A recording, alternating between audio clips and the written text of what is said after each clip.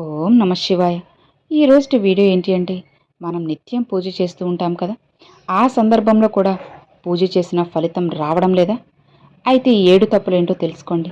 ఎక్కడ తప్పు చేస్తున్నారో అన్నది అర్థం చేసుకొని ఈ రోజు నుంచి పొరపాటున కూడా ఈ 7 తప్పులు ఏ ఒక్కటి కూడా అస్సలు చేయొద్దు. మరి ఆ తప్పులు ఏంటో అన్నీ తెలుసుకుందాం. ఆఖరి వరకు విని అర్థం చేసుకోండి. ఖచ్చితంగా జీవితం అనేది మారుతుంది. ప్రతిరోజు పూజ చేస్తున్నారు, అగరబత్తులు వెలిగిస్తున్నారు, మంత్రాలు చదువుతున్నారు, కానీ జీవితం ఏం మారడం లేదు. ఎందుకు శివయ్య వినడం లేదు? మీ పూజలో శక్తి లేదా? లేదు, సమస్య వేరే చోట ఉంది. మన పూర్వీకులు చెప్పారు, పూజ అంటే కేవలం మొక్కుబడిగా చేతులు జోడించడం కాదు, అదొక శాస్త్రం. ఆ శాస్త్రంలో చిన్న తప్పు కూడా ఫలితాన్ని ఆపేస్తుంది. ఈరోజు మనం మాట్లాడుకునేది కూడా అదే, పూజలో చేసే 7 తప్పులు. ఇవి చూసిన తర్వాత మీకే తెలుస్తుంది, అరే నేను కూడా ఇదే చేస్తున్నాను అని అనుకుంటున్నారా? అలా అయితే ఆఖరి వరకు తెలుసుకుని ఆ తప్పుల్ని సరిదిద్దుకోండి. ఎందుకంటే ఆఖరిది చాలామంది చేసే తప్పు, కానీ దాని గురించి ఎవ్వరూ మాట్లాడరు. ఇక మొదటిది, శుచిత్వం లేకుండా పూజ చేయడం. శాస్త్రాలు చెబుతాయి, పూజకు ముందు శరీర శుద్ధి అనివార్యం.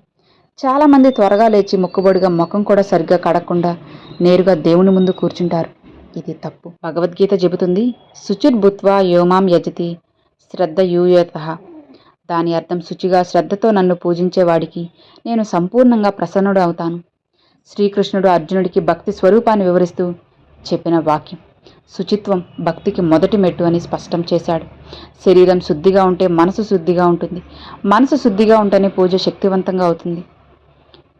అవును, స్నానం చేసిన తర్వాత పూజ చేసినప్పుడు మనసు ఎంత నిర్మలంగా ఉంటుందో మీరే ఆలోచించండి. అప్పుడు మీకే తెలుస్తుందన్నమాట. ఇక అలానే నెంబర్ 2, మనసు వేరే చోట ఉంచుకొని పూజ చేయడం. పెదాలు మంత్రం చదువుతున్నాయి, కానీ మనసు ఆఫీస్లో ఉంది, పిల్లల పరీక్ష గురించి ఆలోచిస్తుంది, ఆ మెసేజ్ల గురించి ఆలోచిస్తుంది. ఇది పూజ కాదు, కేవలం మంత్రాల రెసిటేషన్. మన్మనా భవ మద్భక్తో మధ్యాజిమాం నమస్కురు. దాని అర్థం, నీ మనసును నాపై నిలుపు, నన్నే పూజించు, నాకే నమస్కరించు అని కృష్ణుడు అర్జునుడికి ఇచ్చిన అత్యంత ముఖ్యమైన ఉపదేశం. భక్తి అంటే మనసు సమర్పణ కాదు. పూజ చేస్తున్నప్పుడు ఫోన్ మూసి పెట్టడం, కనీసం 10 నిమిషాలు పూర్తిగా భగవంతుని గురించి ఆలోచించండి. మనసు లేని పూజ అంటే చిరునామా లేని ఉత్తరం లాంటిది, చేరుకోదు. ఇక 3వది, అర్థం తెలియకుండా మంత్రాలు చదవడం.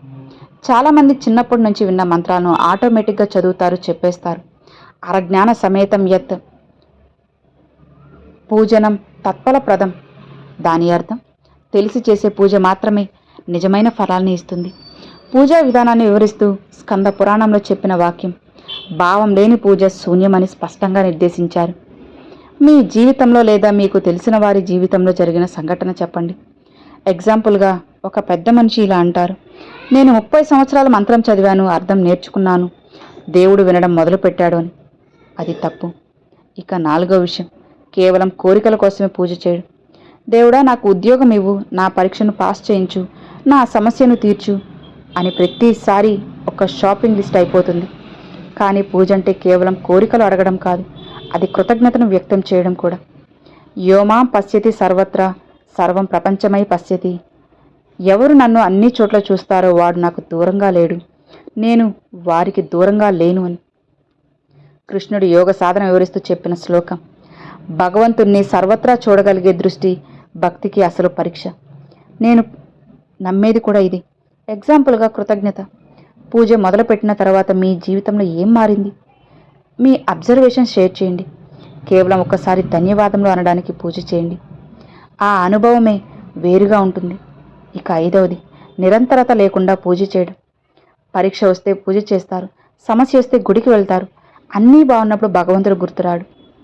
చాణక్యుడు ఒకటి చెప్పారు, నిత్యం ధర్మం చర సత్యం వద గురుం సుశ్రూత తత్సరహ. దాని అర్థం, ప్రతిరోజు ధర్మాన్ని ఆచరించు, సత్యాన్ని మాట్లాడు, ఇవి నిరంతరంగా చేయడమే సాధన అని చాణక్యుడు తన శిష్యులకు సాధన యొక్క నిరంతరత గురించి ఉపదేశించిన సూత్రం. వర్షం కోసం రైతు ప్రతిరోజు నేలను దున్నుతాడు, ఒక్కరోజు మాత్రమే కాదు. పూజ కూడా అంతే. దేవుణ్ణి ఏటీఎంలో వాడకండి, రిలేషన్షిప్ పెంచుకోండి. ఇక 6వది, పూజ తర్వాత జీవితంలో ధర్మంగా నడవకపోవడం. ఉదయం పూజ చేసి సాయంత్రం అబద్ధాలు చెబుతారు. గుడికి వెళ్ళి ఇంటికి వచ్చి పౌరుషంగా మాట్లాడతారు. మంత్రాలు చదివి పక్కవారిని మోసం చేస్తారు. ఇది దేవుణ్ణి అవమానించడం కాదా? విదుర నీతి స్పష్టంగా చెబుతుంది. నతత్ర విద్యతే పాపం ఎత్ర ధర్మ ప్రతిష్ఠిత. అంటే ఎక్కడ ధర్మం నిలబడి ఉంటుందో అక్కడ పాపం చేరుకోదు. విదురుడు ధృతరాష్ట్రుడికి ధర్మ జీవనం గురించి ఉపదేశించిన సందర్భంలో చెప్పిన వాక్యం. భీష్మ పితామహుడి కాలానికి చెందిన మహాభారత కాలంలో పూజ అనే దీపం వెలిగించారు. ఇప్పుడు ఆ వెలుతురులో జీవించడం తప్పు. ఇక 7వది ముఖ్యమైనది, దేవుని మీద నమ్మకం లేకుండా పూజ చేయడం. ఎవరు చెప్పని నిజం. ఇది చాలా సైంటిఫిక్గా అనిపించవచ్చు, కానీ నిజం. చాలామంది పూజ చేస్తారు, కానీ లోపల అనుమానం. ఫలితం వస్తుందా రాదా? దేవుడు వింటున్నాడా లేదా? ఈ అనుమానమే అతి పెద్ద అవరోధం. శ్రద్ధవాన్ లభతే జ్ఞానం తత్పరః సంయతేంద్రియ. అంటే శ్రద్ధ ఉన్నవాడు మాత్రమే జ్ఞానాన్ని పొందుతాడు. అనుమానం ఉన్నవాడికి ఏదీ లభించదు. కృష్ణుడు జ్ఞాన యోగాన్ని వివరిస్తూ శ్రద్ధ యొక్క అనివార్యతను అర్జునుడు చెప్పిన శ్లోకం. మీకు పూజలో నమ్మకం తగ్గిపోయిన సందర్భం వచ్చిందా? మీరే చెప్పండి. మీరు ఒంటరిగా లేరు. అనుమానంతో వేసిన విత్తనం మొలకెత్తదు. శ్రద్ధతో వేసిన విత్తనం మహావృక్షమవుతుంది. ఇవన్నీ విన్న తర్వాత మీకు గిల్టీగా అనిపిస్తుందా? అస్సలు అవసరం లేదు. ఎందుకంటే ఇది మీరు చూస్తూ వింటున్నారంటే మీలో మార్పు కోసం మొదటి మెట్టు. పూజలో తప్పులు చేయడం అంటే మీరు చెడ్డవారని కాదు, మీరు ఇంకా నేర్చుకోవాల్సిన విషయాలు బోలెడున్నాయని అర్థం. ఒక్కొక్క తప్పు సరిదిద్దుకోండి. అన్నీ మీ అలవాట్లుగా మార్చుకోండి. భగవంతుని పూర్తి ఆశీర్వాదాన్ని పొందండి. శివయ్య అనుగ్రహం పొందండి. సో విన్నారు కదండి. మీరు ఈ తప్పులు చేస్తున్నారా లేదా అన్నది నాకు కామెంట్లతో షేర్ చేసుకోండి. అలానే ఇవి మీకు నచ్చాయా లేదా, అగ్రి కాదా అన్నది కూడా కామెంట్లతో షేర్ చేసుకోండి. ఈ వీడియో నచ్చితే లైక్ చేయండి. మీ ఫ్రెండ్స్ అండ్ ఫ్యామిలీస్కి షేర్ చేయండి. ఫస్ట్గా మన ఛానల్ చూసేవాళ్ళు సబ్స్క్రైబ్ చేసి సపోర్ట్ చేయండి ఫ్రెండ్స్. Thanks for watching. ఓం నమ శివాయ. శివాయ నమః.